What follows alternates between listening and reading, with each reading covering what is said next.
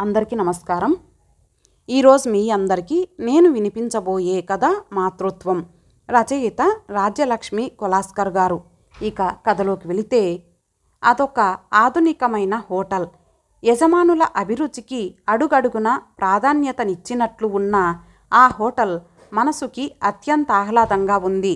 గోడల మీది అందమైన పెయింటింగ్సు, చక్కటి లైటింగ్ ఎఫెక్ట్స్ తోడు చేసుకొని మనసు దోచుకుంటున్నాయి. మంద్రస్థాయిలో వినిపిస్తున్న వెస్టర్న్ మ్యూజిక్కి కూర్చున్న వారి తలలు పాదాలు లయబద్ధంగా ఊగుతున్నాయి. డ్రింక్స్ క్యాబినెట్కి ప్రక్కగా అందమైన నగిషీలు చెక్కిన తలుపు ఉంది. దానిపై బంగారు రంగు అక్షరాలతో మేనేజర్ అని ఇంగ్లీష్లో రాసి ఉంది. స్మార్టుగా ఉన్న స్టీవర్డ్ ఒకతను ఆ తలుపుపై మెల్లిగా తట్టి తలుపు తీశాడు. టేబుల్ మీదున్న కాగితాలు దీక్షగా చూస్తున్న వందన తలెత్తి అతడి వంక ప్రశ్నార్థకంగా చూసింది. గౌరవం ధ్వనిస్తున్న కంఠంతో చెప్పాడతను. మేడం, సాయంత్రం 5:30 ఆ ప్రాంతంలో వచ్చి అప్పట్నుంచి డ్రింకు తీసుకుంటూనే ఉన్నాడు. ఇప్పుడు చూస్తే టేబుల్ మీదికి వాలిపోయి ఉన్నాడు. మన లోకంలో ఉన్నట్లు లేడు. కుదిపి పిలిచినా పలకటం లేదు. బిల్ దాదాపు 200 వరకు అయ్యింది. ఏం చేయమంటారు? 2 నిమిషాలు ఆలోచిస్తూ ఉండిపోయింది వందన. ఇదివరకు ఎప్పుడూ రాలేదా? చూసిన గుర్తు లేదు మేడం. పర్సు తీసి అడ్రస్ ఉందేమో చూద్దామన్నా తతిమా కస్టమర్స్ అపార్థం చేసుకుంటారేమోనని మంచి పని చేశారు. మనిషి ఎలా ఉన్నాడు అంటే డ్రెస్సు పెద్ద మనిషిలాగే ఉన్నాడు మేడం. ఆ సమాధానానికి ఆమె పెదవులపై చిరునవ్వు మెదిలింది. ఒళ్ళు తెలియకుండా తాగి పడిపోయిన వ్యక్తి పెద్ద మనిషి. పదండి, నేనొస్తున్నాను. స్టీవర్డ్ వెనుక నడిచింది వందన. ఒక మూలగా ఉన్న టేబుల్ దగ్గరికి దారి తీశారు. ఆ వ్యక్తిలో చలనం లేదు. దగ్గరగా వెళ్ళి అతని ముఖంలోకి చూసిన వందన ఉలిక్కి పడింది. అరే రాధాకృష్ణ! అప్రయత్నంగా పైకి అనేసింది. ప్రపంచం ఎంత చిన్నది! జీవితంలో మళ్ళీ ఇతన్ని చూస్తానని అనుకోలేదు తను. అసలు చూడకూడదనే కోరుకుంది. 10 సంవత్సరాల తర్వాత ఇలా తారసపడటం. ఇక్కడే ఉంటున్నాడా? ఉంటే భార్యతో వచ్చేవాడే కదా. ఒకవేళ ఏదైనా పని మీద వచ్చాడేమో. మీకు ఈయన తెలుసా మేడం? స్టీవర్డు ప్రశ్నతో ఆలోచనల గొలుసు తెగింది. నేను చదువుకునే రోజుల్లో ఈయన రీసెర్చి చేసేవాడు. మాకు డిమాన్స్ట్రేటర్గా వచ్చేవాడు. కొంచెంసేపు ఆలోచించి అతనితో చెప్పింది. ఈయన్ని నా కారు వెనుక సీట్లో పడుకోబెట్టండి. డ్రైవర్ని పిలిచి 10 నిమిషాల్లోనే నేను వస్తున్నానని చెప్పండి. చకచక తన రూమ్కి వెళ్ళి కాగితాలన్నీ సర్దేసింది. ముఖ్యంగా ఇవ్వవలసిన డైరెక్షన్స్ ఇచ్చి కారులో కూర్చుంది. పావుగంటలో ఇంటికి చేరుకుంది కారు. డ్రైవర్ మాలీని పిలిచి ఇద్దరూ కలిసి ఈయన్ని మన గెస్ట్ హౌస్లో పడుకోబెట్టండి అని చెప్పింది. కారు శబ్దం, దాని వెనుక తల్లి గొంతు విన్న పిల్లలిద్దరూ పరిగెత్తుకొచ్చేశారు. మమ్మీ, ఈరోజు త్వరగా వచ్చేశావు. భలే భలే, నాకు మంచి కథ చెప్పాలి. చిన్నవాడు గారం పోయాడు. అలాగే నాన్న, డాడీ రాలేదా ఇంకా? లేదు మమ్మీ, లేటుగా వస్తానని ఫోన్ చేశారు. అన్నం తిన్నారా? ఇప్పుడే పెట్టింది మమ్మీ ఆయా. నువ్వు రా. ఇద్దరూ 2 చేతులు పట్టి లాక్కెళ్లారు. భోంచేసి కథ చెప్పి పిల్లలిద్దరూ నిద్రపోయాక తమ గదిలోకి వచ్చింది. ఈయన ఎప్పుడొస్తారో అనుకుంటూ పుస్తకం పట్టుకొని బెడ్ మీదకి ఒరిగింది. కాగితాలు తిప్పుతుందే కానీ మనసు దానిమీద లగ్నం కావటం లేదు. నిమిషానికి కాళ్ళు చేతులు వేళ్లాడేసి తెలివి లేకుండా పడి ఉన్న రాధాకృష్ణ రూపం గుర్తొస్తోంది. దానితో పాటు మరెన్నో అవాంఛనీయమైన జ్ఞాపకాలు. దాదాపు మనసులోంచి తుడిచేశాననుకుంటున్న చేదు జీవితాధ్యాయం కళ్ళ ముందు నిలుస్తోంది. ఆడపిల్లల హాస్టలు సందడిగా ఉంది. నవ్వులు, కేరింతలు, జోక్సుతో కారిడార్సు ప్రతిధ్వనిస్తున్నాయి. ఉత్సాహం అంతా అక్కడే ఉన్నట్టుంది. అవును మరి, సెమిస్టర్ పరీక్షలైపోయాయి. 1 నెల రోజులు సెలవులు. పెట్టెలు సర్దుకుంటూ వెళ్తున్న వారికి వీడ్కోలు చెప్తూ మధ్య మధ్య గిల్లి కజ్జాలతో కోలాహలంగా ఉంది. వందన రూమ్మేట్ జ్యోతి కూడా ఆ రోజే వెళ్ళిపోతోంది. వందనకి మాత్రం ఆ రోజు రిజర్వేషన్ దొరకలేదు. మర్నాటికి దొరికింది. అందుకని రవ్వంత నిరుత్సాహంగా ఉంది. ఈ రాత్రికి రూమ్లో తనొక్కతే ఉండాలే అనుకుంటే బెంగగా ఉంది. వందనమ్మగారు, వాచ్మెన్ పిలిచాడు. మీకు విజిటర్సు. వందన ముఖం వికసించింది. జ్యోతి పరిహాసమాడింది. నీ కృష్ణుడొచ్చాడు కాబోలు. ఇంకైనా ఆ కేస్ట్రాయల్ ఫేస్ మార్చు. నువ్వు వచ్చేసరికి లేట్ అవుతుందేమో. ఇప్పుడే టాటా చెప్పేస్తున్నాను. సెలవుల్లో ఉత్తరాలు రాస్తావు కదూ. తల ఊపేసి తన తాళం చెవి తీసుకొని తూనీగలా పరిగెత్తింది వందన. రాధాకృష్ణ గేటు దగ్గర నిలబడి ఉన్నాడు. ఆమె రాగానే ఇద్దరూ బీచ్ వైపుకి దారి తీశారు. నడిచి నడిచి జనం లేని చోట మెత్తటి ఇసుకలో కూలబడ్డారు. వందన చెయ్యి పట్టుకుంటూ అన్నాడు, రేపే కదూ నువ్వెళ్ళేది? అబ్బా, నెల రోజులు మరీను. మన వెధవ యూనివర్సిటీకే ఇన్ని సెలవులు. ఒక వారం రోజులిస్తే చాలదు. వందన చిలిపిగా నవ్వింది. పోనీ మీరు కూడా నాతో వచ్చేయండి. అమ్మ వాళ్ళకి కాబోయే అల్లుణ్ణి చూపిస్తాను. కాబోయే అల్లుడిగా అయితే మర్యాదలు అంత జోరుగా జరగబోయి అల్లుడిగానే వచ్చి అలకపాన్ పెక్కుతాను. వందన సీరియస్గా అయ్యింది. ఏమండి, జోక్స్ సంగతి తర్వాత. నాకు ఇంకో సెమిస్టరే మిగిలింది. ఆ 4 నెలలు అయిపోతే ఇక్కడ రీసెర్చిలో అడ్మిషన్ దొరక్కపోతే మీరో చోట నేనో చోట అయిపోతాం. మీ థీసిస్ ఇప్పుడిప్పుడే అయ్యే సూచనలు కనిపించటం లేదు. ఎన్నాళ్ళిలా? అమ్మ వాళ్ళకి నా గురించి ఎవరో అవాకులు చవాకులు చెప్పకముందే నేను చెప్తే బాగుంటుంది. ఆ మాట నిజమే వందన. కానీ చెప్పిన దగ్గర నుంచి పెళ్ళి పెళ్ళి అని ఆరాట పెడతారు. పెళ్ళయ్యాక వాళ్ళ మీద ఆధారపడటం బాగుండదు. నాకొచ్చే 400 ఫెలోషిప్ మీద ఎలా బతుకుతాం చెప్పు? నీ చదువయ్యేలోగా ఉద్యోగం కోసం ట్రై చేస్తాను. వెంటనే పెళ్ళి, సరేనా? మరేమీ అనలేని వందన తల ఊపింది. కబుర్లలోనే చీకటి పడింది. పద, హోటల్కి పోయి భోజనం చేద్దాం. రాధాకృష్ణ తను లేచి వందనకి చెయ్యి అందించాడు. ఆ చేతి ఆసరాతో లేచిన వందనని గబుక్కున మీదకి లాక్కొని ముద్దు పెట్టుకున్నాడు. పెళ్లికి తొందర లేదు, కానీ చిలిపితనానికి మాత్రం ఎక్కడలేని తొందర. ముద్దుగా విసుక్కుంది వందన. భోజనం చేసి పాన్ వేసుకొని బస్టాండులో నించున్నారు. వందన, నెల రోజులు కనిపించవనుకుంటే చాలా బెంగగా ఉందోయ్. ఎన్ని కబుర్లు చెప్పినా తనివి తీరటం లేదు. మరికొంచెం సేపు ఉండి వెళ్దువు కానీ నా రూమ్కి వెళ్దాం రారాదు? ఈ వేళలోనా? అది మిమ్మల్ని నమ్మి బుద్ధిగా ఉంటాను. ప్రామిస్. 1 గంట. ఆ తర్వాత ఎలాగూ నీ రూమ్లో ఒంటరిగా నువ్వు, నా రూమ్లో ఒంటరిగా నేను. ప్లీజ్ రావందనా. ఇది వరలో ఎన్నిసార్లు అడిగినా రాలేదు నువ్వు. అప్పుడు బలవంతం చేశానా నేను? నా రూమ్ చూడాలనిపించటం లేదు నీకు? వందన మెత్తబడిపోయింది. రూమ్ తలుపులు తీస్తూ గర్వంగా డిక్లేర్ చేశాడు, ఇదే మన సామ్రాజ్యం. పట్టమహిషికి సుస్వాగతం. వందన లోనికి వచ్చాక తలుపులు వేసి ఆమె వైపు తిరిగాడు. చూశావా ఎంత నీటుగా పెట్టుకున్నానో? నాలాంటి భర్త దొరకటం నీ అదృష్టం తెలుసా? కాలరు పైకెత్తాడు. చాల్లేండి బడాయిలు. మంచం మీద కూర్చొని కాళ్ళు పైకి పెట్టుకొని కుర్చీళ్ళు సర్దుకుంది. ఉన్న ఒకే ఒక్క కుర్చీలో రాధాకృష్ణ కూర్చున్నాడు. బొమ్మలా కూర్చున్న వందన వైపు చూస్తూ ఉండిపోయాడు. తాంబూలం వేసుకున్న ఎర్రటి పెదవులు అందంగా మెరుస్తున్నాయి. కిటికీలోంచి వీస్తున్న గాలికి జుట్టు ఎగిరి ముఖం మీద పడుతోంది. వాటిని సవరించుకుంటున్న తెల్లటి వేళ్ల గోర్లు నెయిల్ పాలిష్తో పగడాలని మరిపిస్తున్నాయి. ఎప్పుడూ చూసే వందనే అయినా ఏకాంతంలో కొత్త అందాలు కనిపిస్తున్నాయి. వందన ఇబ్బందిగా కదిలి అంది, ఏవో కబుర్లు చెప్తానని తీసుకొచ్చారు. తీరా వచ్చాక మౌనిలా కూర్చున్నారు. నీ రాకతో ఈ రూమ్కే అందం వచ్చింది. వందన, నిన్ను ఇలా చూస్తూ రాత్రి గడిపేయాలని ఉంది. మాట్లాడాలి అనిపించటం లేదు. చూసే ఓపిక మీకున్నా కూర్చునే ఓపిక నాకు లేదు బాబు. అంతగా కావాలంటే నా ఫోటో చూసుకోండి. నేను వెళ్తాను. వాన కూడా వచ్చేటట్టుంది. లేచి నిలబడింది. అరేరే, అప్పుడే లేవకు. రాధాకృష్ణ గబుక్కున లేచి ఆమె భుజాల మీద చేతులు వేశాడు కూర్చోబెట్టడానికి. విసురుగా వచ్చిన గాలి కెరటానికి వందన పైట జారింది. ఆమె సర్దుకునే లోపల గబుక్కున గుండెకి హత్తుకున్నాడు. బయట నిమిషానికి వేగం పెంచుకుంటున్న గాలి హోరుకి చినుకుల చప్పుడు తోడయ్యింది. బయట పెద్ద మెరుపు మెరిసింది. వెంటనే రూమ్లో లైట్ ఆరిపోయింది. 1 గంట సేపటికి లైట్లు వచ్చాయి. వందన ముఖంలో మాత్రం కాంతి మచ్చుకి కూడా లేదు. జరిగిన దానికి సిగ్గుతో, భయంతో, అవమానంతో చితికిపోతూ ముఖం తలగడలో దాచుకుంది.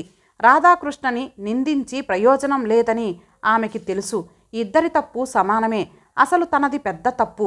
అరిటాకు ఆడది సామెత తెలిసి ఇంత తెలివి తక్కువగా ప్రవర్తించటం చీచ్చి. రాధాకృష్ణ మాత్రం తన తొందరపాటుకి ఏమాత్రం చింతించలేదు. వందన ముఖం తన వైపుకి తిప్పుకుంటూ అన్నాడు, వందన, జరిగిన దాన్ని మార్చలేము కదా. బాధపడి ఏం ప్రయోజనం? నువ్వు సెలవులు సంతోషంగా గడిపిరా. నువ్వు వచ్చిన వెంటనే రిజిస్టర్ మ్యారేజ్ చేసుకుందాం. నాకు ఉద్యోగం దొరికే వరకు పెళ్లి విషయం పెద్దవాళ్ళకి చెప్పొద్దు. అలాగైతే నువ్వు హాస్టల్లో ఉండి చదువు పూర్తి చేయొచ్చు. ఏమంటావు? ఏమనగలను? మీ ఇష్టం. అన్యమనస్కంగా అతి కష్టంగా సెలవులు గడిపేసి యూనివర్సిటీకి తిరిగి వచ్చింది. డిపార్ట్మెంటులో రాధాకృష్ణ కనిపించలేదు. వాకప్ చేయగా 2 రోజుల క్రిందటే నెల రోజులు సెలవు తీసుకొని వాళ్ళ ఊరు వెళ్ళాడని తెలిసింది. మరో 2 రోజులకి రాధాకృష్ణ క్లుప్తంగా రాసిన ఉత్తరం అందింది. ప్రియమైన వందన, మా నాన్నగారికి హఠాత్తుగా పక్షవాతం వచ్చింది. ఇంకా ఉద్యోగం చెయ్యలేరేమో. ఇక్కడి వ్యవహారాలన్నీ చూసుకునేసరికి టైం పట్టవచ్చు. పని ఒత్తిడిలో ఉత్తరాలు రాయకపోయినా కంగారు పడవద్దు. రాధాకృష్ణ. రోజులు యుగాల్లా గడుస్తున్నాయి వందనకి. ఎంతగా ప్రయత్నించినా చదువు మీద మనసు లగ్నం చెయ్యలేకపోతోంది. రాధాకృష్ణ మీద ఎంత నమ్మకం ఉన్నా మనసు కీడునే శంకిస్తోంది. రోజులు గడిచిపోతున్నాయి. పరీక్షలు దగ్గర పడుతున్నాయి. నెల 15 రోజుల నరకం తర్వాత చుక్క తెగిపడ్డట్లు వచ్చాడు రాధాకృష్ణ. ఆ రోజు సాయంత్రాన్ని రాధాకృష్ణ మాటల్ని జీవితంలో మర్చిపోలేదు వందన. ఎన్నాళ్ల తర్వాత ఆమె ముఖం కలకలలాడితే రాధాకృష్ణ మాత్రం అతి మామూలుగా ఉన్నాడు. తండ్రి గురించిన వేదన అయి ఉంటుందని మనసు సమాధానపరుచుకునేలోగా మొదటి పిడుగు పేల్చాడు. వందన, ఈరోజు డిపార్ట్మెంటులో నా రిజిగ్నేషన్ లెటర్ ఇచ్చేశాను. వందన నోట మాట లేకుండా అతని వైపే చూస్తుంటే మరో పిడుగు. వారం రోజుల క్రిందట నాకు మేనమామ కూతురుతో పెళ్ళయ్యింది. ఏడ్చి తిట్టి జుట్టు పీక్కొని తన కాలరు పట్టుకుంటుందేమో అనుకున్న రాధాకృష్ణ వందన విగ్రహంలా ఉండిపోవటంతో ఏం చెప్పాలో తోచనట్లు కొంచెం సేపు మూగగా ఉండిపోయాడు. ఆ నిశ్శబ్దం మరీ ఇబ్బందిగా ఉండటంతో తనే మాటలు వెతుక్కుంటున్న వాడిలా చెప్పసాగాడు. వందన, నాకొచ్చే ఫెలోషిప్ దాదాపు నాకే సరిపోతోంది. మా నాన్న ఉద్యోగమే కుటుంబానికి ఆధారం. పక్షవాతం పుణ్యమా అని అది కాస్త పోయింది. నా చదువు కోసం ప్రావిడెంట్ ఫండులో, ఇన్సూరెన్సులో ఎక్కడ దొరికితే అక్కడ అప్పులు చేశాడు. నా తర్వాత ఇంకా 2 ఉన్నారు. నాకు ఇమీడియట్గా ఉద్యోగం దొరుకుతుందనే ఆశ లేదు. దొరికినా ఆ జీతంతో నా సంసారం, రోగిష్టి తండ్రి, పిల్లల చదువులు ఇవన్నీ సాధ్యపడతాయా? అయోమయంగా దిక్కుతోచని పరిస్థితిలో కొట్టుకుంటూ ఉంటే మా మామయ్య ఈ మార్గం చూపించాడు. ఆయనకి ఒక్కతే కూతురు, చదువు లేదు. ఆయనకేమో ఫారిన్ రిటర్న్ అల్లుడు కావాలని ఆశ. నన్ను రీసెర్చ్కి అమెరికా పంపి నా కుటుంబ భారాన్నంతా తనే తీసుకుంటానన్నాడు. మరి గత్యంతరం లేక ఒప్పేసుకున్నాను. ఐఎమ్ సారీ వందన. చివరి 2 వాక్కులకి వందనకి ఒంటికి కారం రాసినట్లయింది. పదునుగా అంది. హృదయంలో లేని సారీని అనవసరంగా మాటల్లో ఎందుకు వ్యక్తం చేయటం? గత్యంతరం లేదని మిమ్మల్ని మీరు మభ్యపెట్టుకోండి, నన్ను కాదు. మనసుంటే మార్గం ఉంటుంది. 1-2 నెలలు ఎలాగోలా గడిపితే నేను ఏదో ఒక ఉద్యోగంలో చేరేదాన్ని. మీ భారాన్ని సంతోషంగా పంచుకునేదాన్ని. ఎంత తెలివి తక్కువగా మాట్లాడుతున్నావు వందనా? ఉద్యోగాలు మన కోసం కాచుకొని ఆహ్వానిస్తున్నాయా? మనిద్దరం పెళ్లి చేసుకుంటే మా అందరితో పాటు అర్ధాకలితో నువ్వు మాడిపోయేదానివి. ఆ రొంపిలోకి నిన్ను లాగటం ఇష్టం లేకనే ఈ దారి ఎన్నుకున్నాను. ఎంత దయ, ప్రేమ, డబ్బు, విదేశాల మోజు, వీటికి ఎందుకంత అందమైన బురకా తగిలిస్తారు? వందన, ఆవేశంలో ఉన్నావు. నేను ఏం చెప్పినా నమ్మవు. నువ్వేమైనా అనుకో, నేను చేయగలిగిందేమీ లేదు. నాతో పరిచయాన్ని మర్చిపోయి కొత్త జీవితాన్ని ప్రారంభించమని నా అభ్యర్థన. మీ వంటి వ్యక్తిని మర్చిపోవటం కంటే సంతోషం మరొకటి ఉండదు. కానీ నా ప్రారబ్ధం కొద్దీ మీ నటచాతుర్యానికి లొంగిపోయి నా జీవితం మీద ఆనాడు ఏర్పరచుకున్న ఆ రోజు తర్వాత మళ్ళీ ఈవేళ అసలు అతడు తనకి చేసిన అన్యాయానికి ఈవేళ హోటల్ నుంచి వీధిలోకి ఈడ్పించేది పోయి ఇంటికి ఎందుకు తీసుకొచ్చినట్టు ఆలోచిస్తూనే ప్రక్కకి తిరిగింది. ప్రక్కనే భర్త అశోక్. వందన కళ్ళు ఆశ్చర్యంతో పెద్దవయ్యాయి. మీరెప్పుడొచ్చారు? పలకరించనైనా లేదు. కనీసం శబ్దం కూడా చెయ్యలేదు. అశోక్ పెదవులు చిరునవ్వు చిందించాయి. కావలసినంత చప్పుడు చేశాను. అయినా నీలో చలనం ఉంటేగా. పుస్తకం గుండె మీద పడేసి అంత సీరియస్గా ఆలోచిస్తుంటే డిస్టర్బ్ చేయడానికి భయమేసింది, కొడతావేమోనని. యోగముద్రలోంచి దేవిగారు బయటపడే క్షణం కోసం ఓపిగ్గా ఎదురు చూస్తున్నాను. ఇంతకీ సంగతేమిటి? వందన ముఖం చిన్నబోయింది. ఈరోజు మన హోటల్లో రాధాకృష్ణ కనిపించాడండి అంటూ అతన్ని ఇంటికి తీసుకురావటం వరకు చెప్పింది. అతన్ని చూడగానే ఎంత వద్దనుకున్నా గతం జ్ఞాపకం వచ్చింది. దానితో పాటే నా మీద నాకు చెప్పలేనంత అసహ్యం కూడా. వందన, అదే వద్దన్నాను. నీకెన్నిసార్లు చెప్పాలి? తప్పులు చేయటం మానవ సహజం. తెలిసో తెలియకో చేసిన ప్రతి తప్పుకి మనల్ని మనమే అసహ్యించుకుంటే ఏ మనిషి ఎంతో కాలం బ్రతకలేడు. అనవసరంగా పిచ్చి పిచ్చి ఆలోచనలు చేయటం మానేసి నిద్రపో. రేపతన్ని తిట్టకుండా కొట్టకుండా ఇంటికి పంపించేయి. అదే అతనికి శిక్ష. భజంత్రీలు కూడా ఏర్పాటు చెయ్యనా? వందన కోపంగా అడిగింది. అతను ఇష్టపడితే తప్పకుండా. మరి ఇంక మాటలు బంద్. లైట్ ఆర్పేశాడతను. మర్నాడు ఉదయం 8 గంటలవుతోంది. పిల్లలు స్కూల్కి వెళ్ళిపోయారు. వేడి కాఫీ తాగుతూ పేపరు చదువుతూ అశోక్ లేవటం కోసం ఎదురు చూస్తోంది వందన. పని మనిషి వచ్చింది. అమ్మగారు, ఆ గెస్ట్ రూమ్లో ఉన్నాయన లేచిండు, వాంతి చేసుకుంటుండు.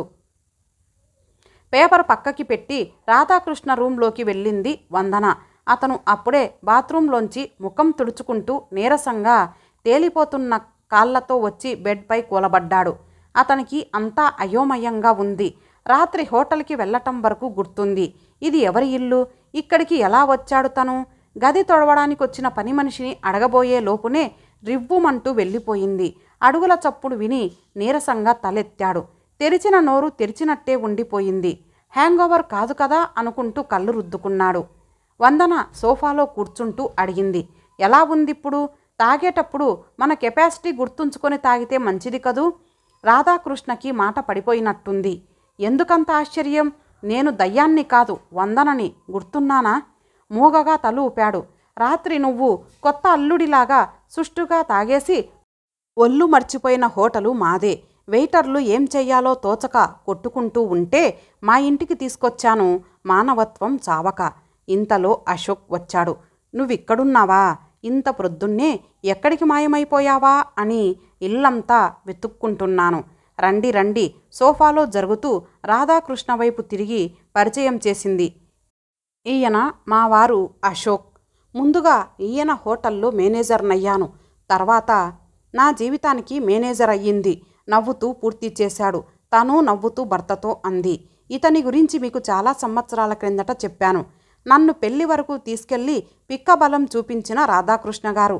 మీరేమీ అనుకోకండి. వందనలో క్షమించే స్వభావం లేదు, ముక్తసరిగా అనేసి వెళ్ళిపోయాడు అశోక్. రాధాకృష్ణ చిన్నబోయిన ముఖంతో అడిగాడు, వందన, నువ్వెన్నే అన్నా భరించటానికి సిద్ధమే, కానీ ఇదెలా సాధ్యం? వందన బుసకొట్టింది. ఏది సాధ్యం కాదు? నేను బ్రతికి ఉండటమా లేక బాగుండటమా? సగటు ఆడపిల్లలా మోసపోయినంత మాత్రాన ఇంక జీవితమే లేదనుకుంటూ ఆత్మహత్య చేసుకుంటాననుకున్నావా? లేక మగాళ్ళందరూ నీ వంటి మేకవన్నె పులులనుకున్నావా? నీ పుణ్యమా అని పరీక్షలు రాయలేకపోయాను. 2 ఏళ్ల కష్టాన్ని గంగలో కలుపుకొని ఇల్లు చేరుకున్న నన్ను అన్నయ్య అర్థం చేసుకొని ఆత్మబలాన్నిచ్చాడు. హోటల్ మేనేజ్మెంట్ కోర్సులో జాయిన్ చేశాడు. అది కాగానే తన స్నేహితుడు కొత్తగా ప్రారంభించిన ఈ హోటల్లో మేనేజర్ అయ్యేలా చేశాడు. ఆ రోజు కొత్త జీవితం ప్రారంభించమని ఏ శుభక్షణంలో అన్నాడో దేవతలు తదాస్తు అన్నట్లుగా అన్నయ్య, ఆయన ఇద్దరూ దేవుళ్ళుగా నాకు కొత్త జీవితాన్నే ప్రసాదించారు. ఆ రోజు శాపమనుకున్నదే వరంగా మారుతుందనుకోలేదు. మీ వంటి గడ్డిపరక నన్ను కాదన్నందుకు విచారించాను. వటవృక్షం నీడలో సేద తీరుతానని తెలియక. ఊపిరి పీల్చుకుంది వందన. ఆమెలో ఆవేశం జారిపోయింది. పోనిండి, మనుషులు ద్రోహం చేసినా దేవుడు చెయ్యలేదు. విచారంగా నిట్టూర్చాడు. నేను రిజైన్ చేసిన తర్వాత చాలా అమెరికన్ యూనివర్సిటీలకి వందలకు వందలు ఖర్చు పెట్టి అప్లై చేశాను. దాదాపు అన్ని యూనివర్సిటీలు గ్రాడ్యుయేట్ రికార్డు ఎగ్జామినేషన్ స్కోర్సు కావాలన్నాయి. ఆ పరీక్ష ఎంత ప్రయత్నించినా పాస్ కాలేకపోయాను. దానితో ఎక్కడా అడ్మిషన్ రాలేదు. పోనీ అక్కడికి వెళ్ళి ట్రై చేద్దామంటే స్పాన్సర్ చేసేవాళ్ళు లేరు. ఫారిన్ రిటర్న్డ్ భర్త కావాలనే ఆస్తి లేకపోగా జంజాటాలున్న నన్ను చేసుకుంది మా ఆవిడ. ఆ సరదా తీరకపోవటంతో నా మీద కోపం పెంచుకుంది. నేను అసమర్థుణ్ణి అని ఆమెకి విపరీతమైన చులకన.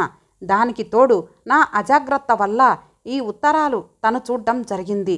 నా దగ్గర నుంచి మన సంగతంతా రాబట్టింది. అప్పట్నుంచి నేనంటే మరీ మండిపోతోంది. అక్కడ ఉండలేక అతి కష్టం మీద ఇక్కడ ఒక ట్యూటోరియల్ కాలేజ్లో ఉద్యోగం సంపాదించుకొని వచ్చేశాను. లోకానికి జడిసి నాతో వచ్చింది. ప్రతిరోజు నన్ను మాటలతో కుల్లబొడుస్తూ రోజుకో నరకాన్ని చూపిస్తోంది. నన్ను కుక్క కన్నా హీనంగా ట్రీట్ చేస్తోంది. అలవాటైపోయినా అప్పుడప్పుడు కనీసం ఓ 4-5 గంటలు డ్రింక్స్ మత్తులో సేద తీరటం నేర్చుకున్నాను. వందన మెల్లగా అంది. నేను శాడిస్టుని కావచ్చు, నాకెందుకో నీ మీద జాలి వేయటం లేదు. చేసుకున్న వాళ్ళకి చేసుకున్నంత మహదేవా అని పెద్దలు ఊరకనే అనలేదు. ఆయన వచ్చినట్లున్నారు, టిఫిన్ తీసుకుందాం. టిఫిన్ తినేసి అశోక్ లేచాడు. వందన, నేను వెళ్తాను. వందన తల ఊపింది. అశోక్ రాధాకృష్ణ దగ్గర వీడ్కోలు తీసుకొని వెళ్ళిపోయాడు. రాధాకృష్ణ దృష్టి టిఫిన్ తింటున్నంతసేపు డైనింగ్ టేబుల్ పక్కగా క్రోకరీ క్యాబినెట్పై ఉన్న పిల్లల ఫోటో మీద ఉంది. వందన, నిన్నో మాట అడగనా? అడుగు. ఆ ఫోటోలో ఉన్న పెద్ద బాబు మన బాబు అయి ఉంటాడవునా? వందన చెయ్యి విసురుగా గాలిలోకి లేచింది. రాధాకృష్ణ చెంప పగలగొట్టడానికన్నట్లు అతి కష్టం మీద నిగ్రహించుకుంది. తీవ్రంగా అడిగింది. సిగ్గులేదు ఆ మాట ఇన్నేళ్ల తర్వాత అడగటానికి? ఎందుకంత కోపం వందన? ఆ రోజు నువ్వు చెప్పిన మాటని బట్టి మన బిడ్డేమోనని. మన బిడ్డ? థూ, వినటానికే ఇంత అసహ్యంగా ఉంది. ఇంకా కనీ పెంచడం కూడానా? ఒళ్ళు కంపరంగా విదిలించుకుంది. అయితే మరి? రాధాకృష్ణ గొంతులో పజిల్ స్పష్టంగా అడగటానికి రవ్వంత భయం. అప్పుడే అబార్షన్ చేయించుకున్నాను. వందన, ఆడవాళ్ళకి మాతృత్వం అంటే మమకారం అంటారు. ఎలా చేయగలిగావు ఆ పని? చేయక హేయమైన ప్రతిరూపాన్ని నవమాసాలు మోసి కానీ వాడు కళ్ళ ముందు కదలాడే ప్రతి క్షణం నువ్వు చేసిన మోసాన్ని, నా తెలివి తక్కువతనాన్ని గుర్తుకు తెస్తుంటే, మనిద్దరం చేసిన తప్పుకి లోకం నన్ను కుల్లబొడుస్తూ శిక్షిస్తుంటే అది అనుభవించాలా? ఎవరికోసం? ఏ ఆనందం కోసం? పోని అన్నీ అనుభవించినా చివరికి ఆ బిడ్డ ముందే శీలం లేని ఆడదిగా దోషిగా నిలబడాల్సిన పరిస్థితి వస్తుంది. వాడు నాన్న ఎవరు అని అడిగితే పిల్లలంటే ఆడదానికి మమకారం అనే మాట నిజమే. కానీ ఆ మాతృత్వం ఆడదానికి గర్వకారణంగా ఉండాలి. సిగ్గుతో అవమానంతో చితికిపోతూ క్షణానికో నరకాన్ని చూపించేదిగా ఉండకూడదు. నిజానికి ఇలాంటి పిచ్చి సెంటిమెంట్లతో బతుకు తగలేసుకునే ఆడపిల్లలంటే పరమ అసహ్యం నాకు. నా వంటి అమాయకుడు ఎక్కడైనా తారసపడితే నేను అదే సలహా ఇస్తాను. అశోక్ వంటి సహృదయులు అందరికీ దొరక్కపోవచ్చు. అయితే ఏం, పెళ్ళి ఒక్కటే జీవితానికి పరమార్థం కాదు. మగవాడి అండ లేకుండానే జీవితంలో ఉన్నత శిఖరాలు చేరుకోవచ్చు. వాళ్ళిద్దరూ మా బిడ్డలు. చూశారా ఎంత గర్వంగా చెప్తున్నానో? అదే ఆడది కోరుకునే మాతృత్వం. మగవాడు తప్పు చేసి కూడా రాజాలాగా బతికేస్తుంటే ఒక్క తప్పుకి ఆడది జీవితాంతం కుళ్ళిపోవాలా?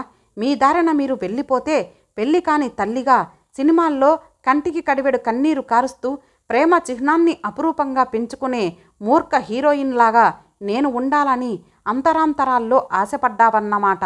నీ బ్రతుకు నీకో గుణపాఠం నేర్పి ఉంటుందనుకున్నాను. అదేం లేదు, అదే స్వార్థం. అసలు నీ బతుకు బాగోక నా కోసం, మన బిడ్డ కోసం అడిగావు. అదే వేరే విధంగా జరిగి ఉంటే నేను గుర్తొచ్చేదాన్నే కాదేమో. రాధాకృష్ణ తల వంచుకొని గొనిగాడు. నన్ను క్షమించు వందన. 5 నిమిషాలయ్యాక లేచాడు. నేను వెళ్తాను వందన. నువ్వు చేసిన సహాయానికి కృతజ్ఞుణ్ణి. ఒక్క మాట, ఇంటి దగ్గర నువ్వు అతిథివి, హోటల్లో మాత్రం అందరు కస్టమర్లలా ఒకడివి. రాత్రి నీ బిల్లు 178 రూపాయలయ్యింది. పే చేసి వెళ్ళు. వందన మారిందనే అనుకున్నాడు తను ఇంతసేపు. అసలు కొత్త జన్మ ఎత్తింది అనుకుంటూ జేబులో చేతులు పెట్టాడు రాధాకృష్ణ. ఇంతటితో ఈ కథ సమాప్తం. మరలా మరొక మంచి కథతో కలుద్దాం. అంతవరకు సెలవు. నమస్తే.